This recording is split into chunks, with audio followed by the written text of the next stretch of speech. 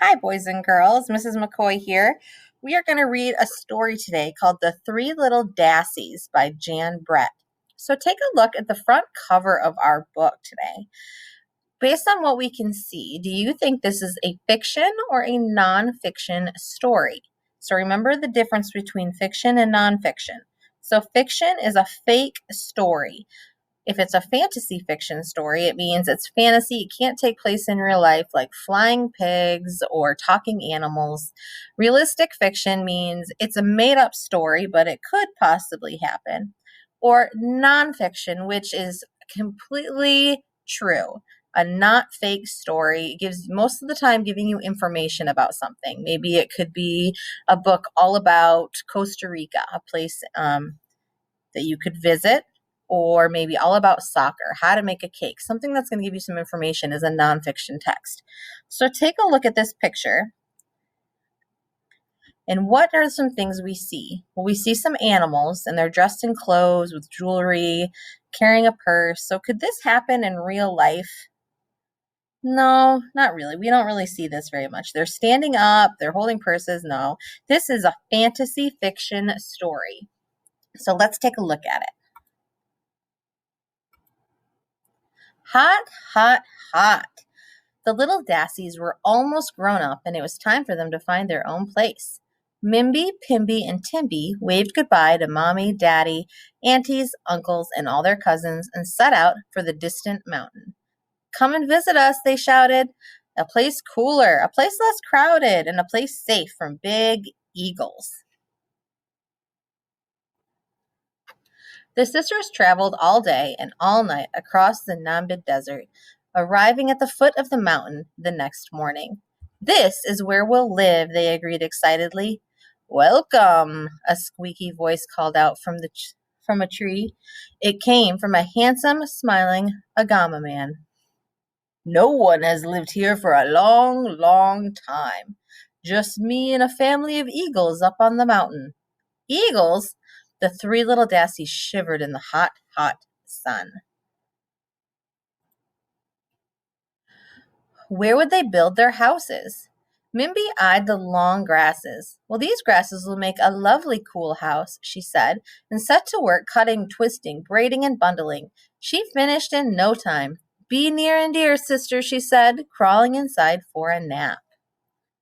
So she built her home out of grasses. Pimby spotted pieces of driftwood, silver from the sun, laying in the sand of the dry riverbed. These will make a fine wooden house, she said, and she set about collecting as many pieces as she could find.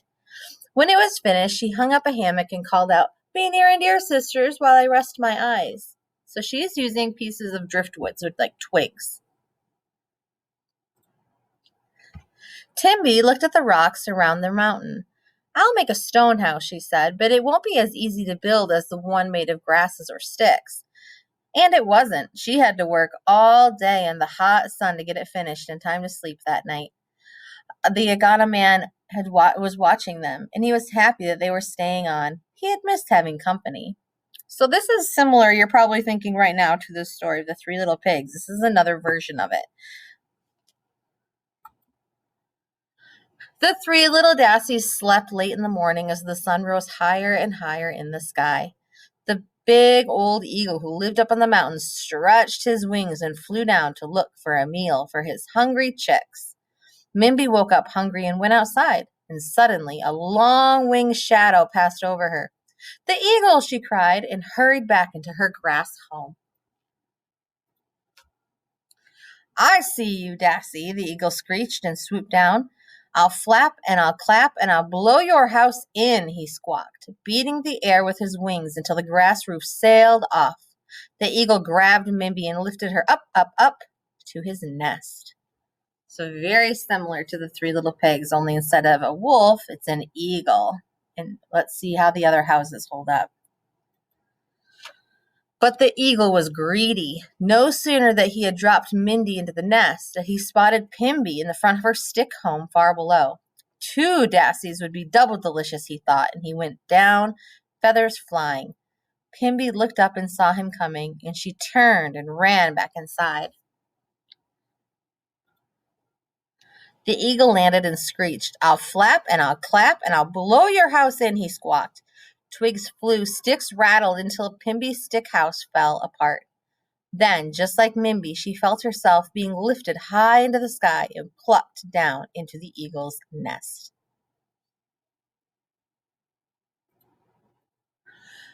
Timby looked out to call her sisters to come for breakfast of a tasty seed porridge, but instead of a grass house and a stick house, she saw a long shadow streaking across the rocks. I see you, Dassie. Here I come. The eagle landed and shrieked, I'll flap and I'll clap and I'll blow your house in. And he flapped and he clapped and beat his wings. Dust and sand blew everywhere, but the stone house didn't move. He tried again, flapping and clapping even harder. Dust and sand got in his eyes, but the stone house didn't budge. So if you take a look at the pictures off to the side, you can see what's happening inside the eagle nest. So we have the Agama man coming up to rescue the Dassies from the eagle nest. He's carrying them down one by one. When the dust settled, the stone house was still standing, but the eagle was coughing and sneezing. His wing feathers were bent and broken, and he was missing tail feathers. Knowing when to quit, he hopped his way up to his nest. At least he had two Dassies waiting for his dinner. Now take a look. They've both been rescued out of the nest. The eagle reached his nest, but the Dassies were gone. He looked down and saw them at the bottom of the mountain, heading for the stone house. It was his last chance. He streaked down toward the open chimney. So take a look. Here he comes down. The Dassies are running, and here is the chimney with smoke coming out, which means it's going to be hot. Inside, the three sisters hugged each other. There's nothing like a stone house when there are eagles abundant, they cried. Just then, the eagle tumbled down the chimney. I'll flap and I'll clap and I'll... A hot blast from the fire hit him. Oh, fly home for a nap, he squealed. As fast as he could, he squeezed back up the chimney and flew home, all black and singed from the smoky fire. And Mimby, Pimby, and Timby never so much as saw a tail feather from that eagle ever again. Look at now, he looks like a crow. He's all black with soot. Mommy, Daddy, aunties, uncles, and all their cousins, and the Aga man, too, had come to celebrate. Welcome, the sisters cried, to a place cooler, to a place less crowded, and to a place safe from eagles. So the rock house was best. And if you travel to Nimbia today, you will see Dassies living in stone houses with handsome Aganamen looking out for them. As for the pesky eagles, they are easily spotted, for their feathers are as black as soot. Oh my goodness, look at that. All right, boys and girls. So your job after hearing that story, I know it's very similar to the Three Little Pigs. What I want you to do is draw a picture of the type of house you would build to keep yourself safe from predators. So the Dassie's predator, which means the animal that could hurt them or eat them, is the eagle. So I want you to think about if you were an animal, what kind of house would you build for yourself to keep you safe from predators? So you're going to go ahead and draw that on the next slide. I'll go back to the front cover of the Three Little Dassies. And I can't wait to see what you guys come up with.